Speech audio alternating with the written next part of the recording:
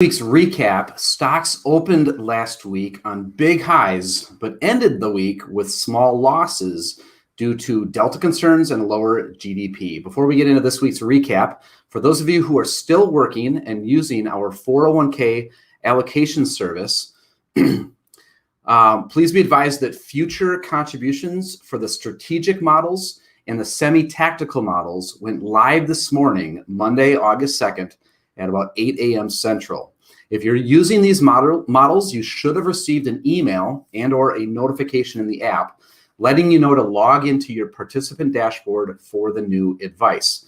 If you're not getting our allocation recommendations for your unique retirement plan at work, head on over to 401kinvestmentpros.com where you can learn more.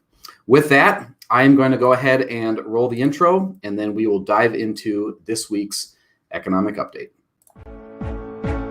Life is too short to worry about what the next headline could do to your life savings. Hi, my name is Eric Hagan, and I keep my thumb on the pulse of the economy and the markets so my clients can focus on the things that are actually important to them. Thank you for joining me the next few minutes on today's weekly economic video update.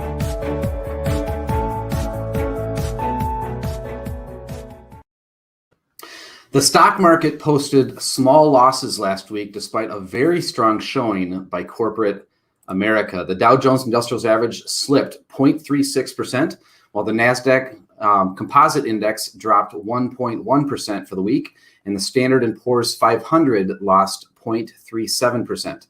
The MSCI EAFE Index, which tracks developed overseas stock markets, jumped 1.51%. In summary, stocks took a breather last week. There were plenty of excuses for stocks to retreat last week.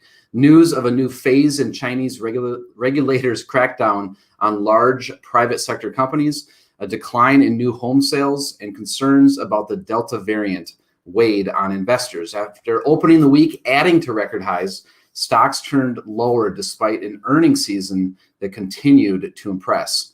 Solid earnings from the mega cap technology companies were not enough to propel stocks higher. Instead, stocks slipped throughout the week, fighting uncertainty over Chinese stocks, a disappointing second quarter gross domestic product number, and a retreat in technology shares. They reset to fresh company guidance. A little bit more on that Chinese crackdown.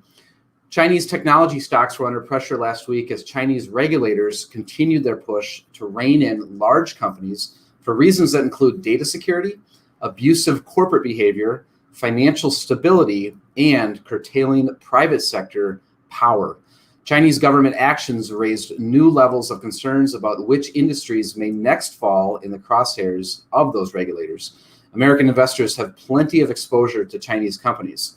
Substantial losses were felt by mutual funds and hedge funds, which account for about 86% of the holdings in the over 200 U.S.-listed Chinese companies, whose aggregate market cap exceeds $2 trillion. Remember, later on today, I will be emailing out our full economic update. If you're not getting this and you'd like it, you can subscribe over at our website. In this update is also our financial tip of the week, the companies that are reporting earnings, financial data that we're watching, plus a riddle and a quote for you as well. Hey, this is Eric again. That's it for today. Don't forget to subscribe before you leave. Here at Capital Consulting Group, we provide personal wealth planning and fiduciary investment management solutions for individuals, couples, and families. To learn how to see your entire financial situation, both today as well as every year into the future, go to clearfinancialfuture.com and watch the short 2-minute video. To learn how we give our clients' life savings the attention it deserves and to see how we're doing, visit smartmixportfolios.com. And lastly, if you'd like help investing your 401k at work, visit me over at 401kinvestmentpros.com. Thank you again for your time today. I'll look for you next week.